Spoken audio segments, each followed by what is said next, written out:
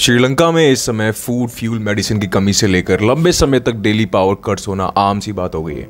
लोगों के घरों तक सिर्फ 7 घंटे ही बिजली पहुंच पा रही है, यहाँ तक कि इंक और पेपर की कमी के कारण एग्जाम्स तक रद्द हो जा रहे हैं। श्रीलंका इस समय काफी परेशानियों से गुजर रहा है। इकोनॉमिक क्राइसिस के कारण श्रीलंका एसेंशियल आइटम्स में आई भारी कमी से निपटने के लिए संघर्ष कर रहा है। फॉरेन डेट का विशाल ढेर, डिवैल्यूड करेंसी, बढ़ता इन्फ्लेशन और घटती फॉरेन करेंसी रिजर्व्स जैसी प्रॉब्लम का सामना कर रहे इस देश को दुनिया वैसे स्टेट के रूप में देख रहा है जिसको उबारने के लिए वहां का प्रशासन कुछ भी नहीं कर सकता। वहां के फाइनेंस मिनिस्टर को बर्खास्त कर दिया गया है, कैबिनेट मिनिस्टर्स ने भी रिजाइन कर दिया है और अब राष्ट्रपति से भी इस्तीफे की मांग वहां की जनता कर रही है। जैसे जैसे श्रीलंका में विरोध बढ़ रहा है, बाकी दुनिया इस संकट की रूट कॉज को जानने में लगी हुई है। So how bad is the economic crisis in Sri Lanka? जैसा कि हम सभी को पता है, 1948 में श्रीलंका आजाद हुआ था, भारत की आजादी के ठीक 1 साल बाद, और ये पहली बार है जब श्रीलंका इस तरह के क्राइसिस से गुजर रहा है, जहां पे फूड फ्यूल मेडिसिन और एसेंशियल आइटम्स की भारी कमी है और जो प्राइसेस है वो आसमान छू रही है। 1 किलो चावल की कीमत 500 श्रीलंकाई रुपये है और चीनी की कीमत 290 रुपए,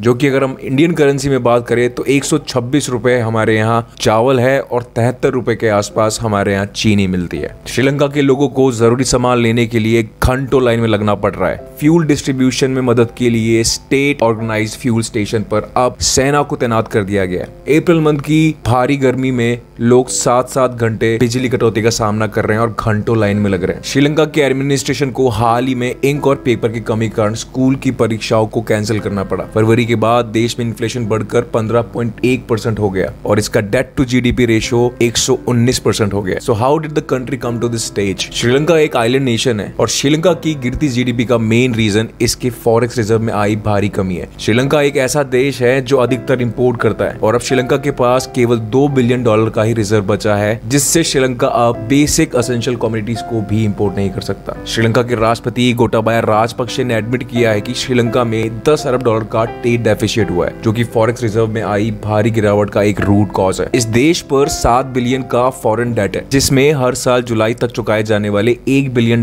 के सॉवरेन बॉन्ड भी शामिल है। ये भी श्रीलंका की जीडीपी को कोलैप्स करने वाला एक फैक्टर है। ये देश 2009 में लिट्टे और सरकार के बीच हुए गृह युद्ध से तो मुक्त हो गया, लेकिन 2019 की ईस्टर बॉम्बिंग से इसकी इकोनॉमी को बड़ा झटका लगा, जिसमें कई लोगों की जान चली गई और साथ ही श्रीलंका की टूरिज्म इंडस्ट्री का चेहरा रातों रात बदल गया। 2019 से पहले श्रीलंका की टूरिज्म इंडस्ट्री देश की जीडीपी में लगभग 10% का कंट्रीब्यूशन दे रही थी। ईस्टर बॉम्बिंग और कोरोना पैंडेमिक के बाद वहां की टूरिज्म इंडस्ट्री का रेवेन्यू 7.5 बिलियन से घटकर 2.8 बिलियन ही रह गया। पिछले साल श्रीलंका के प्रशासन ने केमिकल फर्टिलाइजर पर पूरी तरह से बैन लगा दिया, जिसने एग्रीकल्चर सेक्टर की कमर तोड़ डाली। श्रीलंका का एग्रीकल्चर सेक्टर देश की जीडीपी में लगभग 8% का योगदान दे रहा था। चाय की खेती में केमिकल फर्टिलाइजर का यूज ज्यादा होता था और केमिकल फर्टिलाइजर को पूरी तरह से बैन कर देने से वहां की टी एक्सपोर्ट में कमी आई और जिससे देश की जीडीपी को एक और झटका लगा। यूक्रेन और रशिया के वॉर ने भी वहां की इकोनॉमी को काफी इफेक्ट किया। श्रीलंका की यात्रा करने वाले ज्यादातर टूरिस्ट रूस और यूक्रेन से,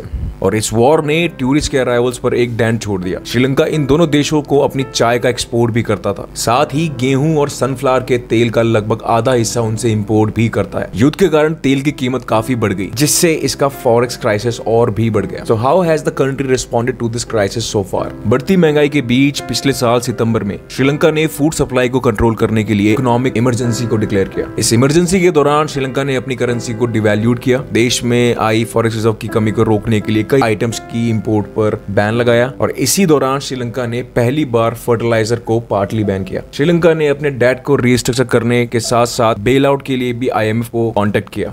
आईएमएफ के एक रिप्रेजेंटेटिव ने मंगलवार को यह कहा कि वो श्रीलंका में आए इस क्राइसिस को बहुत ही बारीकी से देख रहे हैं और आईएमएफ अप्रैल मंथ में श्रीलंका के फाइनेंस मिनिस्टर के साथ एक मीटिंग भी करने वाले हैं और इस मुद्दे पर वो बात करने वाले हैं और इसका एक सॉल्यूशन निकालने वाले हैं। श्रीलंका को आज की डेट में कम से कम 2 बिलियन की जरूरत है, जिससे वो फ्यूल, फूड और एसेंशियल गुड्स को इंपोर्ट कर सके। रेटिंग एजेंसी फिच के अकॉर्डिंग देश में स्टेट ओन्ड और प्राइवेट फर्म को 2022 तक जितने भी डेट की लाइबिलिटीज हैं वो सब चुकानी होगी। कुछ दिनों पहले श्रीलंका ने एसेंशियल आइटम्स के इंपोर्ट के लिए भारत से एक्स्ट्रा 1.5 बिलियन की क्रेडिट लाइन की रिक्वेस्ट भी की थी।